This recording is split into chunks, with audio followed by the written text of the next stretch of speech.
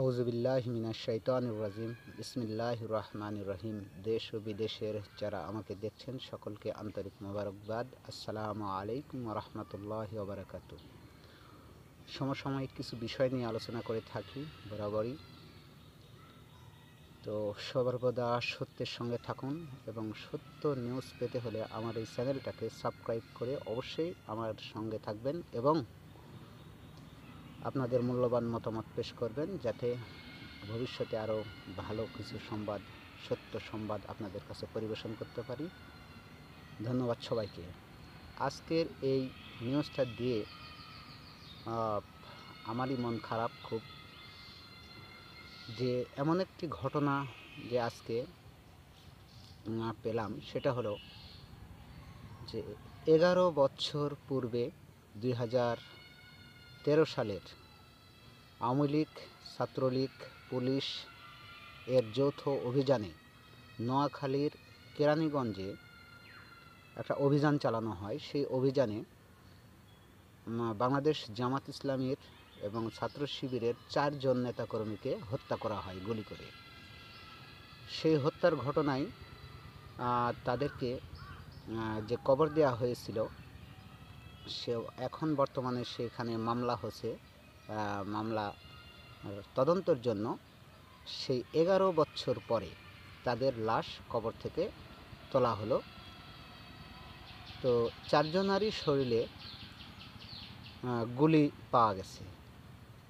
এই খবরটা শুনে আমার মন তখন থেকেই ভারাক্রান্ত এবং খুবই অবস্থা বেদনাদায়ক একটা পরিস্থিতির মধ্যে, যেখানে যা করি কিচ্ছু ভালো লাগছে না।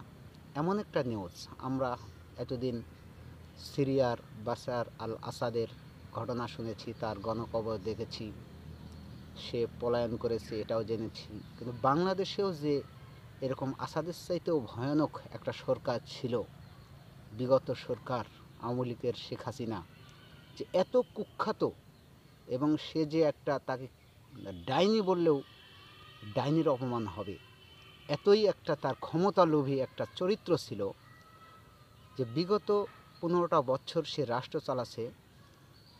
তার মতের বিরুদ্ধে যদি তার দলের লোকও যদি যায়, তাকেও হত্যা করা হয়েছে।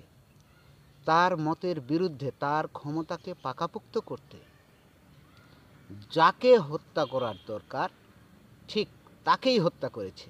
সে কোন দলের কোন মতের এটা সে বিবেচনা করেনি।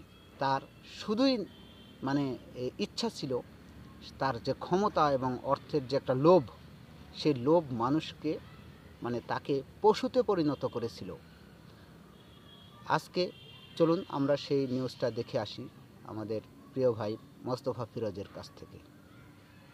দর্শক, একটা খবরের প্রতি দৃষ্টি আকর্ষণ করছি।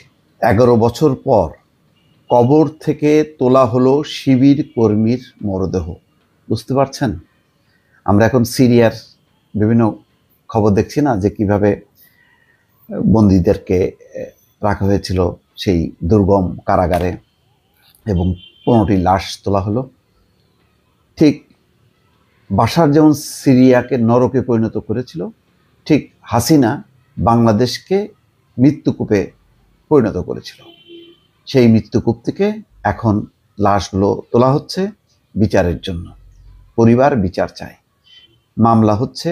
সেই মামলার প্রেক্ষিতে 10 বছর, 11 বছর, 12 বছর আগে যারা মারা গিয়েছিল, যাদেরকে মেরে ফেলা হয়েছিল গুলি করে, তাদের লাশগুলো এখন তোলা হচ্ছে। তেমনি একটি খবর নোয়াখালীর কোম্পানিগঞ্জে। দর্শক, আমরা বিদেশের খবর পড়ে খুব চমকে উঠি।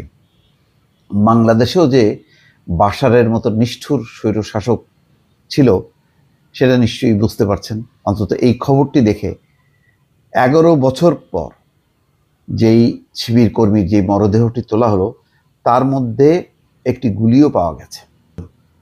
4 জনকে মারা হয়েছিল, গুলি করে পুলিশ মারে। সেখানে আওয়ামী লীগেরও ছিল, আওয়ামী লীগ পুলিশ তাদের যৌথ বাহিনী গুলি করে মেরেছিল। 2013 সালে 4 জন জামাত শিবির কর্মী গুলিতে নিহতের ঘটনায় গত 26শে সেপ্টেম্বর একটি হত্যা মামলা দায়ের করা হয়। এরই পরিপ্রেক্ষিতে ময়নাতদন্তের জন্য আদালত ওই 4 জনের মরদেহ উত্তোলনের নির্দেশ দেন। আদালতের নির্দেশ পাওয়ার পর আজ দুপুরে নিহত শিবির কর্মী সজীবের মরদেহ উত্তোলন করা হয়।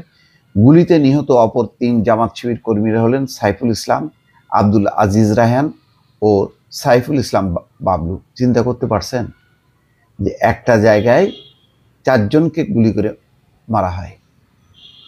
11 বছর পর সেই লাশ উত্তোলন করে এখন তদন্ত হচ্ছে যে সেই গুলির চিহ্ন পাওয়া যায় কিনা, এবং গুলিও পাওয়া গেছে। তো প্রিয় দেশবাসী, আপনারা দেখলেন যে এই শেখ হাসিনার সরকার বিগত 15 বছরে বাংলাদেশকে কতগুলো মানুষকে যে হত্যা করেছে, এবং এই পুলিশ প্রশাসন এবং ছাত্রলীগ আওয়ামী লীগ দিয়ে তারা দেশে যে কত গণকবর করে রেখেছে, সেটা আস্তে আস্তে আপনারা বিষয়টা বুঝতে পারবেন।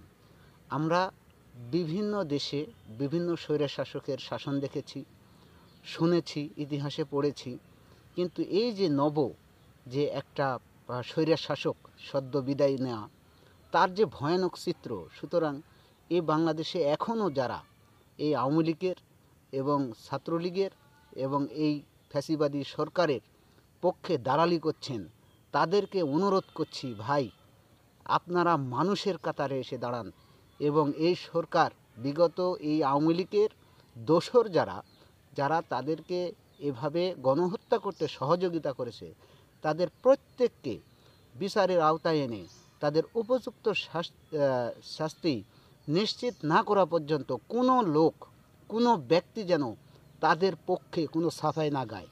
এটা বর্তমান সরকারের প্রতি এবং দেশবাসীর প্রতি আমার একটা ব্যক্তিগতভাবে উদাত্ত আহ্বান থাকবে। সেটা হলো যে এই আওয়ামী লীগের কোনো ব্যক্তি যদি সুপারিশ করে, যদি আওয়ামী লীগের ব্যানার টাঙ্গায়, পোস্টাল টাঙ্গায়, আওয়ামী লীগকে সমর্থন করে, এমনকি আওয়ামী লীগের কথা মিডিয়াতে বলে, তাদেরকেও এই খুনের দায়িত্ব থেকে রেহাই দেওয়া যাবে না। সুতরাং দেশবাসীকে আহ্বান জানাবো, ছাত্র সমাজকে আহ্বান জানাবো, এমন বর্তমান সংবিধান সংশোধন হচ্ছে, আমি প্রধান উপদেষ্টা সহ যারা উপদেষ্টার দায়িত্বে আছেন তাদেরকে বলবো যে এমন একটা আইন এদেশে করা উচিত, সেটা যে দলেই হোক, যে মতেরই হোক, আর কোনো ফ্যাসিবাদ সরকার এমন যেন গণহত্যা চালাতে না পারে, সেই আইনটা নিশ্চিত করা এখন আপনাদের সবচেয়ে বড় দায়িত্ব। আসুন আমরা সর্বদাই সত্য সঙ্গে থাকি, এবং বিগত সরকারের আমলে আপনারা দেখেছেন যেন জামাত আর শিবিরকে পারলে মেরে তারা যে কি একটা আনন্দ পেত।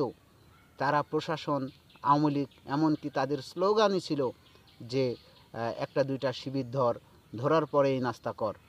তার মানে শিবির ধরতে পারলেই তারা, জামাত এবং শিবিরকে তারা মানুষই মনে করতো না। একটা পশুর যে দায়িত্ব ছিল, দাম ছিল, তার সমানও তাদেরকে দাম দেওয়া হতো না।